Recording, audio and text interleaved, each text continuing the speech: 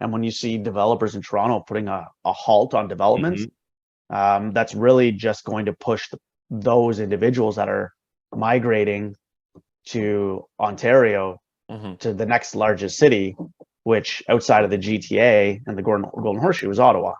So, I think as that continues, if developers still kind of put their feet in the sand for the time being, that we're only going to see our population kind of continue to escalate at a rapid pace. You're listening to the Ottawa Real Estate Podcast with your hosts, Paul Stevenson, David Warren, and Greg Campbell. Let's see what's going on in the world of real estate today. Hello and welcome back to the Ottawa Real Estate Podcast.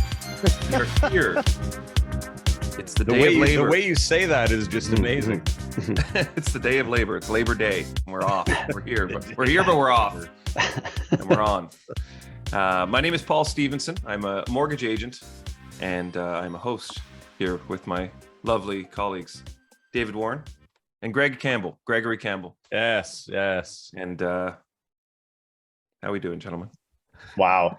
It's a somber Monday. I was going to say that was the most somber holiday Monday. There was no. I'm looking forward to the sun. We need to use the Chat GPT intros again. Those were great. Yeah. Get those back. Yeah. Yeesh. Fired. Donald Trump on here. Not fired. Just join with AI. That's true. It just helps. It helps you deliver. Yeah. I could do it off the cuff. I just feel like when it's actually me saying it, it sounds more corny than just reading it from ChatGPT, believe it or not. Just, yeah. Couple guys talking about real estate. That's what we are. Oh boy. Oh, yeah. Labor Day. We're September now. We're September, and we can no longer use August and July as an excuse for the shitty housing market. So let's see how this month goes. We got rate announcement on Wednesday. We got everyone back to school tomorrow. Some people back to school last week. French school board. And how are we thinking that's going to impact the market? What's going to happen the next 30 days, gentlemen? Go. I'm still, not. I think bullish is the wrong word, but I think it will certainly pick up steam. We can't really be slower than this past August. So it's going to be better than August. I'll tell you that. I think there's a lot of articles out about the contraction of GDP and where the economy kind of stalling. That was Friday. Those reports coming out from Stats Canada. So really everyone's expecting the Bank of Canada to give us a pause on Wednesday on any rate changes, which I think, which is what we've been saying as well past couple of weeks. And I think it's going to kind of help to leapfrog us. Yeah. I agree that what he said. What he said. I've been from personal experience. I've been getting more calls. I've been seeing more homes, and that to me, I'm clearly, as I say many times on the show, I'm obviously not the only one that's getting the calls and out, having appointments. I had a very slow summer, which was actually not bad. But now things are picking up, and it's, like I said, I was out seeing properties all weekend and, letting my guys know, kind of saying, if you see something that you really like, just don't wait for it, because, starting in the next couple of weeks, there's probably going to be double the amount of buyers out. Well, maybe not double, but I think there's going to be more coming to market. But at the same time, there's also going to be a lot more listings. I think we're going to see more listings than we've seen in a long time this September. I think it's going to be saturated for sure. So the buyers, going from sellers to balance to buyers market could happen quickly. Although we know homes on average are still only taking 30 days to sell, which kind of leaves it in a seller's market at the edge of a balance market. So we'll see. But regardless, there's going to be a lot more to see. What's that? The big question to tell if it's a buyer's or seller's market in my mind is, if you're buying a new home, are you listing or are you buying first? Yeah. Because I had a situation last week. I won't say too many specifics, but basically a realtor that wasn't Greg suggested someone buy a home within a 6-week closing. and hadn't listed their home yet. Whew. So that's what we're dealing with now. Some very quick closes, some very quick sales needed, and some creative solutions also needed. But I think that question you were saying, Greg, I think it's really going to depend on if we see a lot of people buying first, then we're going to see I think an aggressive seller's market. We're going to see prices go up really quickly. Then they'll probably balance out as people start listing and kind of balance out to the end of the year. Or we're going to see more homes come on the market first. As you said, market get maybe a bit saturated, and it could even stagnate things a bit further where people are there's too many properties and kind of analysis paralysis, and nobody's pulling the trigger. So I think it could go it could go either way. Like it's either going to be, like you said, it's going to be a lot of properties coming out, people saying, okay, as soon as we get an offer, we'll start pulling the trigger, or people are going to pull the trigger and then have to sell really aggressively, and and we may see not a lot of homes available in the market again. And I'd like to make a point that, historically on the show, we say that the nice ones are selling quickly. Well, I saw 15 really nice homes this weekend. They were all like, for what they were, each individual home was like perfect. Move-in ready, basically nothing to do other than, maybe some personal tastes. But I was shocked, to be honest. I was seeing every home we walked into, I was like, wow, man, this is like a really, really well done home, ready to go for somebody. And what was the price range that you were looking at? We were at just low 7s to 900. And this was in Orleans and Rockland, so we saw a lot of different homes, different styles of property. But yeah, man, like everything was just well done. Like every place I walked into, I'm like, this is priced accurately and it's very nice. Like, you could just see someone moving in and being like, this is exactly what I want. It's perfect. Just needs the right buyer. But to be able to go and see that many homes like that was kind of, it was exciting for the buyers, and it was rare for me to see that. I hadn't seen that in a while. If you had to guess, what's the average days on market for those? Because we've always said, right, those quick 30 days is still the average. Okay. That hasn't really changed. Like, there was that one time, I think it was it the end of last year or the early spring, was like 45 it got to, and then it's kind of just hovered around the 30 days for the last like 6 months. So they're still selling on average in 30 days. Yeah. But if they keep coming out, that'll slow down, because like even with my guys, like we saw them all and they were all nice. We found 2 that we really liked, but they're just kind of like, they're not sure. Yeah. Well, when it gets to that point, I feel like you can be ultra particular. Like you're looking at 15 homes, you really like 2, but it doesn't have that countertop. Yeah. Like you can be you can really sharpen that sword of, and like that's the thing, man. Like you're saying, if they should definitely be listing before they buy, because there's enough out there, and who knows how quick it's going to sell. We'll see what September brings, but as of right now, there's a lot of opportunities. Like someone giving a seller a suggestion of 6 weeks, like buying, and 6 weeks to sell is just preposterous. Like even when the market was busy, 2020, 21, early 22, 6 weeks was still like to assume that you're going to, yes, you were selling your house in like a week or 2 weeks, but kind of that assumption that being there is a little, and I wasn't there for the conversation, so I shouldn't jump to conclusions. You're in the aftermath. This is the one side of the story I'm receiving. So it could have, been discussed differently. Maybe there's some oversight. But the worst part is that the purchase was with no conditions. So it's just kind of like, we got to win this, and then we'll figure it out later, it out tomorrow. So yeah, there's going to be solutions. It's just, it's a really shitty position for anyone to be in a market. But when you're, buying and selling a home is stressful enough, as we all know, for clients and even for ourselves when we go through it.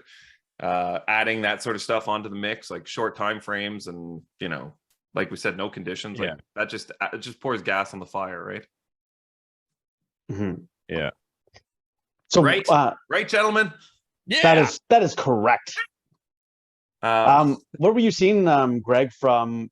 I guess it's too early for the stats for August. Stats will be out. The stats will be out tomorrow, I think. So we'll have them on the show for next week. But I think, I mean, from what I can tell, that was like the slowest August in years. Mm-hmm. You know, least amount of sales, least amount of activity. But We're thinking 600, 700 transactions. Yeah, I think maybe a little over 700. Okay. Might even be closer to 8, but just slow. Oh, my children are yelling in the background. Oh, So, perfect. I mean, to that, I mean, really, I touched on it of the stats from like Stats Canada releasing the numbers for the quarter, for the second quarter on Friday, which is obviously important information for, what the Bank of Canada is going to decide.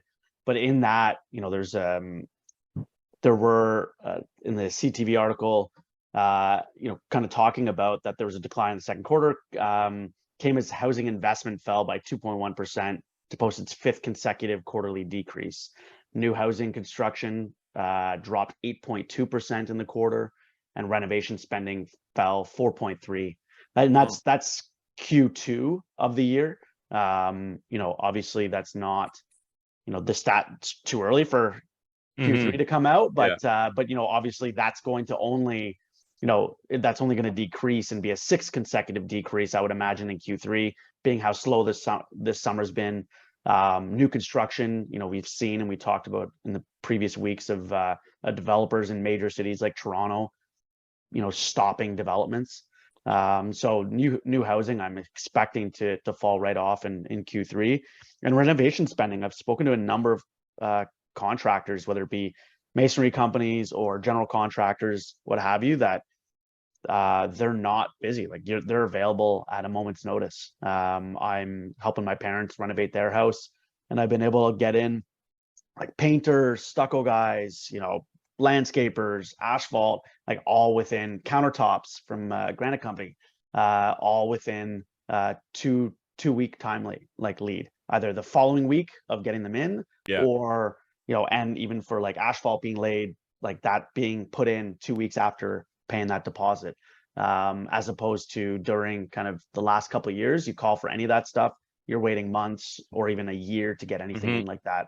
I was getting people coming in like multiple quotes, 3 to 4 quotes per job, and able to even like negotiate prices down on that, which to me, again, I touched on it last week, like that's very anecdotal about like what I experienced just in the Ottawa market just recently when it comes to renovation. But that's pretty telling when, I think when I can get in 4 people to quote on paint, 3 people to quote on stucco, 5 or 6 asphalt companies, and was able to talk them down by like 30% on their pricing, in some cases, like, so, and get in that quickly. So, obviously this summer has been extremely slow, I think, for all those. So I think we'll see that Q3 numbers kind of continue where, those Q2 numbers are saying like that the GDP contracted more than expected, and all these markets or these areas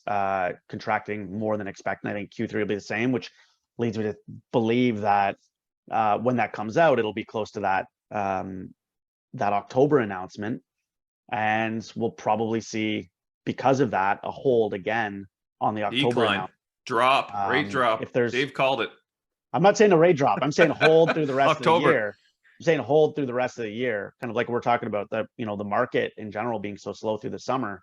This is Q2 numbers where housing prices up until up until the end of May had picked up. Like they were year-over-year gains on the housing prices, and it was still relatively busy, but this summer's been very stagnated. So I think that for those out there that have variable rate mortgages or anything like that, or deciding whether to get in the market or not, I think you'll see it hold through the rest of the year, because there will be continued contraction, and that it will lead into, which is a positive if you're on variable side, of rate reduction starting in Q1 or Q2 of 2024. Yeah, and we did. That's a great summary. We also saw the fixed rates, like the 5-year government bond rate is back to where it was pretty much beginning of August. So we saw like that huge rise where it was over 4% and fixed rates were climbing, and mid 5s. It's now back at 3.83. So it's back to where it was before all the kind of wildness over the last month. So we'll see. It's still higher from where it was, 3 months ago, June-ish, but it seems to be back on at least a current decline. So we'll see, fixed rates probably will hold at least for the next week or two. Some lenders we saw obviously raise rates, like some fixed rates are sitting in the high fives now for 5-year fixed. 5.74 in some cases for an insured mortgage, which, at least in our time is extremely high in our time in the market over the last decade. But it'll be interesting to see, as we said, there's still kind of a common misconception between the Bank of Canada rate announcement and actual, fixed rates as well. So it'll be interesting to see this week how the pendulum moves or swings on both sides of the rate discussion, with fixed. Are all of the A lenders still using the stress test? Yes. Yeah. And what's that rate now? It's the rate that the borrower is getting plus 2%. Plus 2%, right? Yeah. So, by and large, I think, a lot on the insured side, so less than 20% down. They're, like Paul said, they're hovering in that 5.5, like 5.59, 5.5 to like 5.79, 5.74 kind of range, depending on your institution. And they're using that rate plus 2%, let's say, So as an example of what 7.5. Everyone's yeah, for. Correct. Yeah. I also, and in some cases over like 8 or even close to 9 Right, if you're Depending conventional. on what it is. Yeah. Yeah. But that's kind of what Darren was saying too, is that, people qualifying at 9%, like on the A side, you're qualifying at 8, so it's like whether you're going private or A, like you're almost qualifying at a similar rate. The other thing I was going to say made me think of this when you mentioned that, Dave, is there was a point, Greg, with the stress test where when rates were below 5.25, where if you were going variable, you only had to qualify at the stress test rate of 5.25. You didn't have to add that 2%. It was only on fixed rates you had to add that 2%. I don't know how, maybe it lasted a year, Dave, 6 months, a year. Like it was in the beginning of the stress test. Yeah. And I think a lot of people probably went variable during that time because they qualified for more. And now we're seeing a lot of those, we were saying 95%, I think in June, took fixed. I think there was a point where there's probably 60-70% of people taking variable because of that higher qualifying amount. This was probably 2019, maybe 18. It was a while ago. But all those people are now coming up for renewal. And those are the people basically that probably qualified under. And again, I thought of this as you said it. So this isn't like, I don't have any statistics on this. I don't know exactly what the numbers were, but there was a point where going variable allowed you to qualify for higher than you could have if you went fixed. And I think a lot of those people probably got into those homes, rates went up, and now they're outside of their means essentially with the property they're in. Yeah, the fixed rates were in 2019 like mid to high threes on a 5-year fixed in 2018, 2019. So people were qualifying at high fives, mid and high fives, whereas variable was significantly lower, and so you're able to qualify at 5.25. Or I think actually back then it was like 4.74 or something like that, because they do readjust that qualifying rate. But yeah, I mean, certainly it'll be interesting to see, as more people keep coming up for renewal. But we have seen it that the banks had their quarterly results out this past week as well, and we really did see kind of a lot of higher loan loss provisions, which means, banks setting aside a large sum of money under the assumption of default. So if there are losses on their books of, that they have the cash set aside for it. So a lot of them, I think TD was like 850 million or 800 million or something like that, that they have set aside as, it's not saying that they have their default rates haven't changed. They're still extremely, basically zero, but they still have to set aside a certain provision in case of default. But what they did, what was interesting is a number of the institutions were kind of looking at how many of their mortgages are over or longer than 30 years and 35 years, meaning because people are on a static variable rate mortgage, that their payments aren't covering any principal. They're actually in the negative, and so they're reversing their amortization, as in adding years to their mortgage, because the people haven't voluntarily increased their payment or made any lump sum payments, which will be interesting to see kind of how that plays out. TD and RBC were pretty well the same, of 23% of their mortgages being over that 35-year mark, CIBC being 25%, and the highest being BMO at 30%. Scotia and National Bank their mortgages are at zero for over 35 years because their variable rate mortgages increase whenever prime does. So they're an adjustable rate mortgage. So that'll be interesting to see as time goes on. And like you said, Paul, as people kind of come up for renewal of, those people that are over 35 years, the day of reckoning is coming when they come up for maturity, that they're going to have to, they've been in this static payment they haven't done anything with, and the bank has let them just reverse their amortization. But when they come up for renewal in the next year or so, depending on where rates are at, they're gonna have to renew at like that drastically higher payment, which will be interesting to see because they're not gonna be able to do 35 years. They're gonna have to come back down to 30 years, plus their rate is gonna be that much higher from what they were.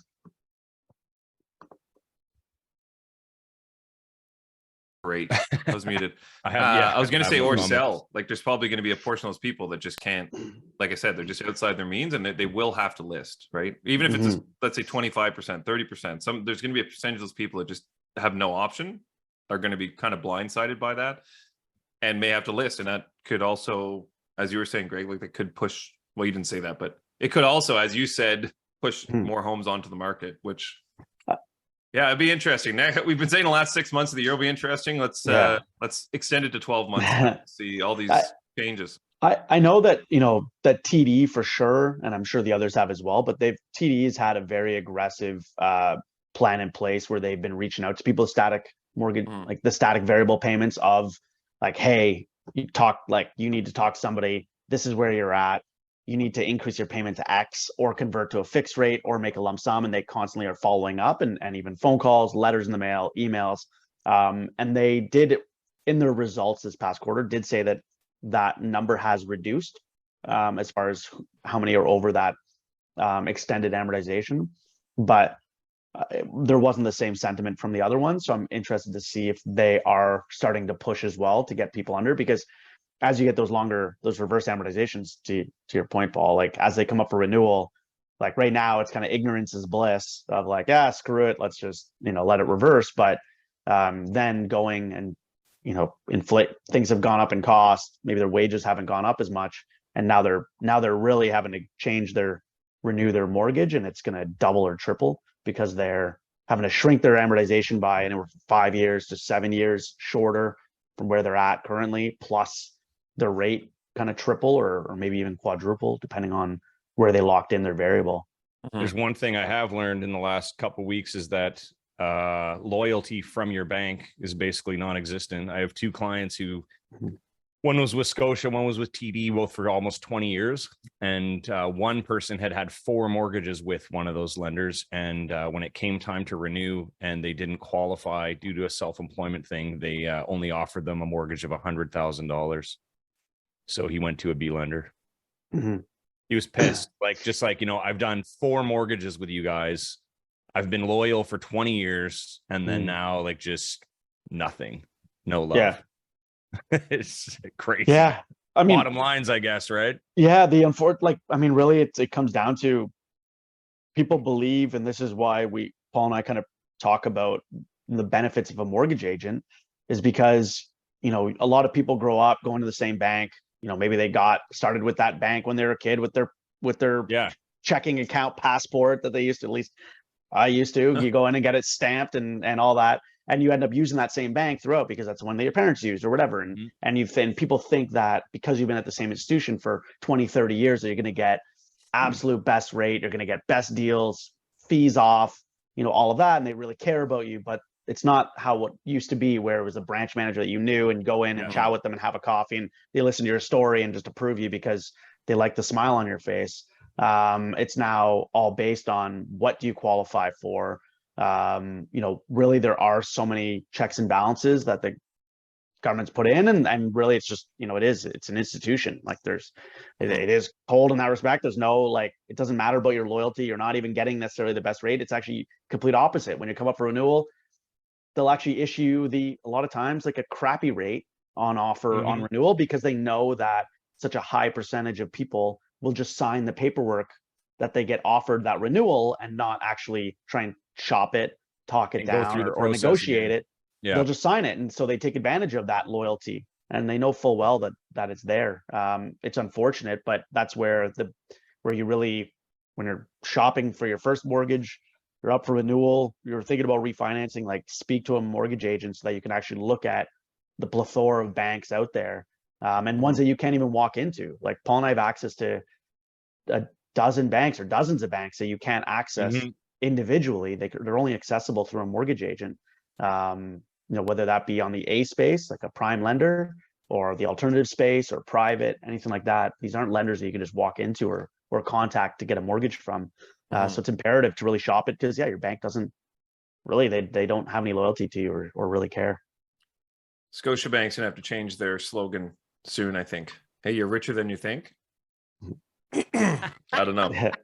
They've been holding on to that one, but it's a tough economy to be using that as your slogan.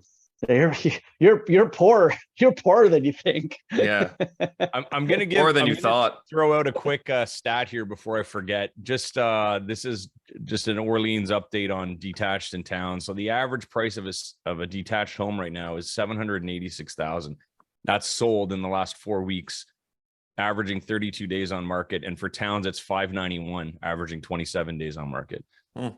So in terms of like a Barhaven in Canada, you're probably going to add about 50,000 to that, give or take, for the same type of property. But yeah, like that's, you think about prior to this, you're down like almost 150,000 in some cases. Yeah, I was talking to somebody that bought at the peak he paid $731 in Orleans. And he reached out, he's like, well, what do you think, and this and that, and I'm like, well, you're worth about, I think you paid $750 for a town, and I'm like, well, you're at about $650 now, so you paid $100,000 more than what it's worth now. And he's like, when do you think that'll be $750 again? I said, I don't know if it'll ever be worth $750 again, and if it is, it's not going to be for at least another 5 years or more.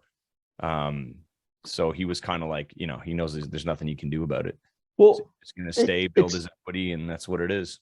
It reminds me, Greg, of comments that you made like ages ago during the pandemic, when people were offering 100,000 over ask, regularly, or over list rather, and places, going for crazy amounts, where you even said on the show that, and again, this is where I wish we could, maybe AI and it's that timestamp, but where you were saying that people, they're paying and they're offering what the house is going to be worth in 5 years.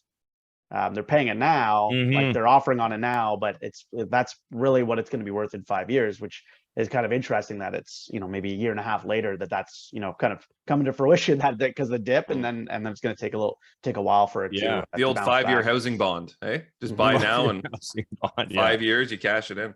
Yeah. Dave, you had an article too regarding the Ontario housing minister. Yeah, really short. News out of hot off the press. Yeah, we haven't touched on it too much or at all, really. The debacle with the provincial government and the Greenbelt land swap in the GTA, but there was a lot around that where it was favoring a number of developers, and then there was some that got their land kind of pulled out of that Greenbelt and immediately put it up for sale, which the government kind of pulled it right back and said not happening.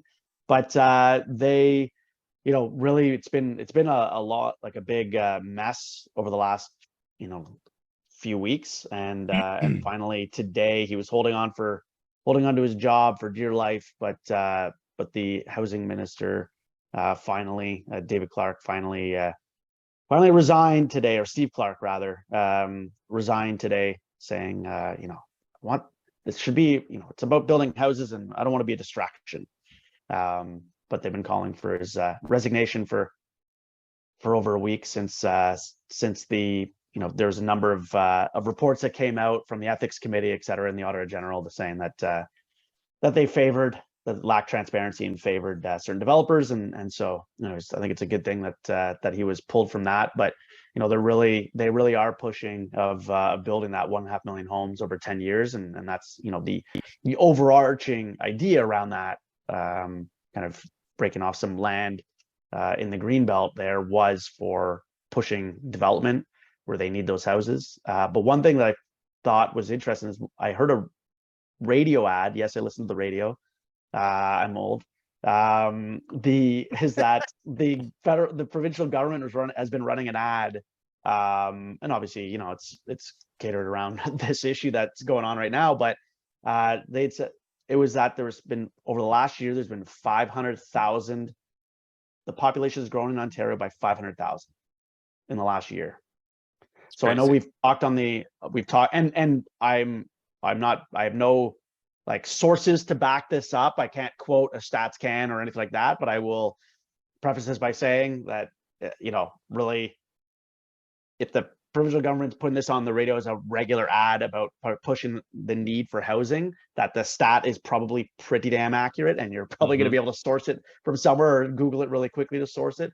But let's just say it's 400,000 instead that have come to Ontario in the last year. Like we've talked about ad nauseum, the growth in population in Canada of PRs, and last episode we were talking about the student visas having been close to 1 million, and that number being you know, significantly higher than the federal government had known. That the 500,000 though coming to Ontario in the last year, that's huge. Like, and nowhere to live. Yeah, because all we do is talk about things in Canada. We just don't do them.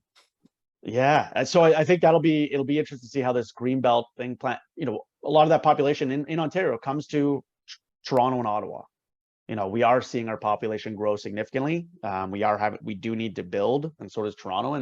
And when you see developers in Toronto putting a halt on developments, that's really just going to push those individuals that are migrating to Ontario to the next largest city, which outside of the GTA and the Golden Horseshoe is Ottawa. So, you know, I think as that continues, if developers still kind of put their feet in the sand for the time being, that we're only going to see our population kind of continue to escalate at a rapid pace. I do think it's fair to mention, I was talking to somebody about this the other day, and we haven't spoken about it in a while, but, you know, Ottawa is still a safer bet, I believe, than a lot of the other cities, just because of the stability that we have here. And I think that's going to maintain. So regardless of where the prices are going up and down and everything, buying and selling, I think it's a pretty safe bet in Ottawa as opposed to some the other big cities in Canada anyways.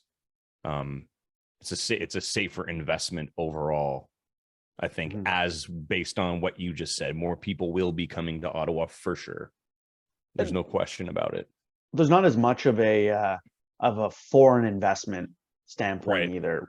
You know, we don't have as much, and it is growing though, but foreign money, if you will, isn't in Ottawa as much. There still is, absolutely, but we don't have the same level, which is what Toronto's seeing right now. That housing kind of, you know, not bubble, but they did have a much bigger drop in pricing and value than Ottawa sustained. But we do have a very stable market from, you know, we've talked about it, high tech and government and federal, provincial, municipal government, and then high tech. You know, we've got a lot going on within the city, so we'll continue to see that interest rise. Sure. And maybe once we get a functioning transit system, but time will tell. If they actually crack that nut, then it'll help. Ottawa's going to boom, but. It's getting close to completion out here, like out in the East End. I'm loving it, man. It's like just been watching it grow every day over the last couple of years, and it's pretty spectacular. I can't wait. It is really cool to see, because I don't go out, I don't take the drive to the East End, you know, all that often, but it's kind of, so I see it in like larger increments of being built and developed, which is really cool to see that happening.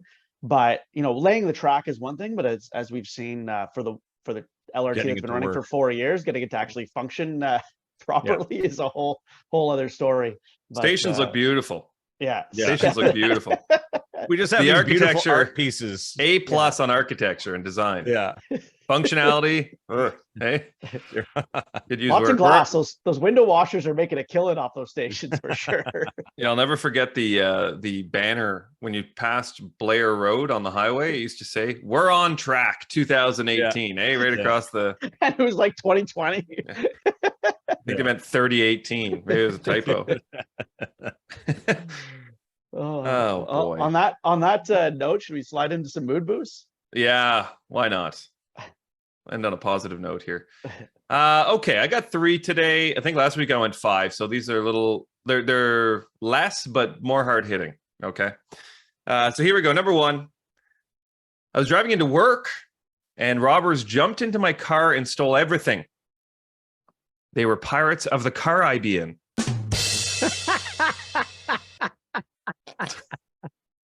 Okay. Pirates of the Caribbean. The Caribbean. Number 2, my wife complains I don't buy her flowers. To be honest, I didn't even know she sold flowers. Buying other ones.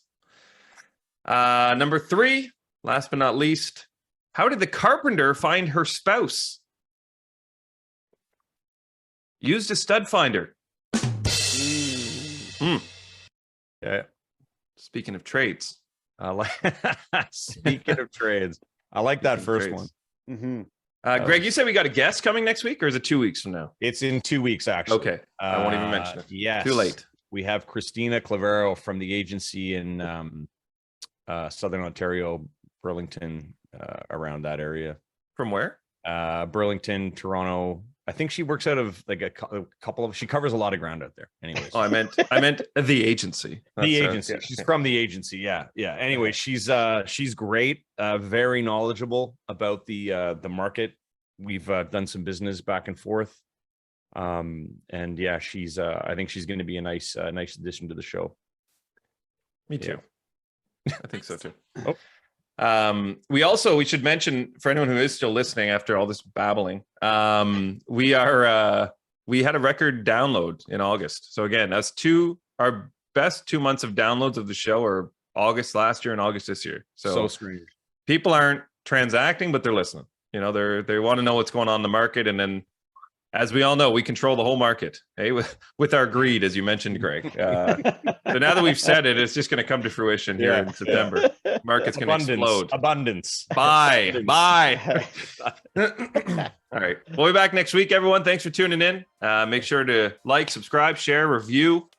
We're on YouTube, every streaming platform you could think of. And, we'll be back next week. Oh, thanks for tuning in. Hold on. I want to mention one thing. Oh, wow. Right at the 11th hour. Wow.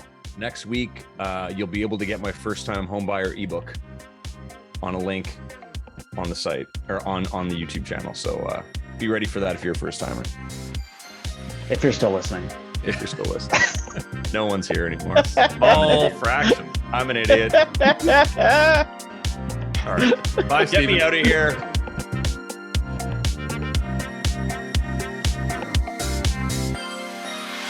Thanks for tuning in, everyone. We hope you enjoyed today's episode. Please remember to like, share, comment, and subscribe because we'd really like that.